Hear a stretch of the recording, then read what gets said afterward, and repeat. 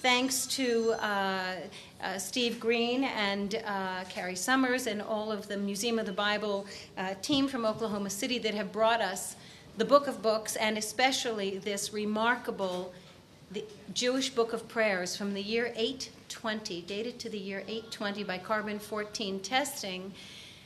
It is the oldest known book of Jewish prayers.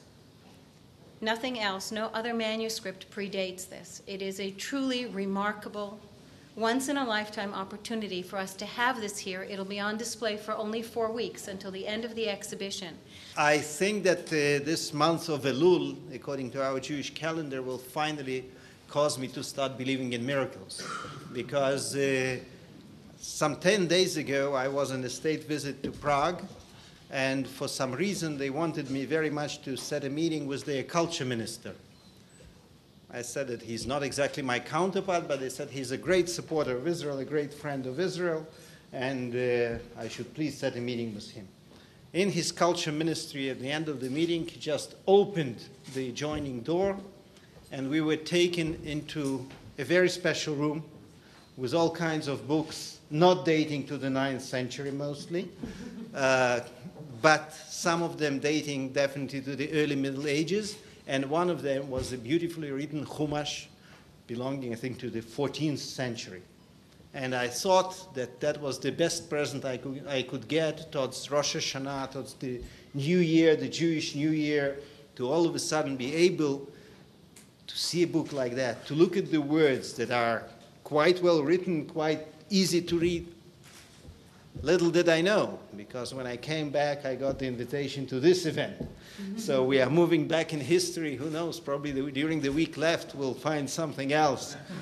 But on a more serious note, and you were just witnessing my reaction, to be able to peep into the book, which is open, I'll tell you a secret, on the morning prayers, on the Shacharit, and to see that it's the exact same words millions of us say every morning in the synagogue. It's probably the best explanation of the continuity and survival of the Jewish people. So I want to really thank you, you and the museum, for doing that, because these days, instead of being the people of the book, we are much more proud of being the people of the e-book and all kinds of other things. So reflecting a second on being the people of the book and realizing that we are still people of the same book, with the same words and the same sentences and the same prayers, is something that I guess will help us all in the coming year to be even more proud and more thoughtful about, as I've said, our Jewish continuity, Jewish tradition, Jewish religion, about our roots. My father and I and my family were basically in the retail business. My father started a retail store in 1972, and as soon as I graduated high school, I went into the business with my father. We sell arts and craft supplies and have over 600 stores in the U.S. So you might ask, what in the world am I doing here? And that's a question just a few years ago I would never have imagined being here. But our family has a love for the Bible. My father was raised in a home where his father was a pastor, and my grandmother's father was a pastor, and grew up with a love of the Bible. My grandparents on my mother's side as well were Christians and grew up with a love of the Bible. And so it was about 5 years ago when we started the Bible collection that we currently have, with the dream of putting in a Bible museum. And because we knew that a Bible museum would be several years off, we decided to start putting in a traveling exhibit. We opened one there in the United States, and it has traveled to several cities. And then the opportunity to have exhibits internationally developed, and a lot through Carrie Summers' connections, who has been a friend of Israel and has been to Israel many, many times. We had the opportunity with Amanda's help to open the exhibit here at the Bible Lands Museum.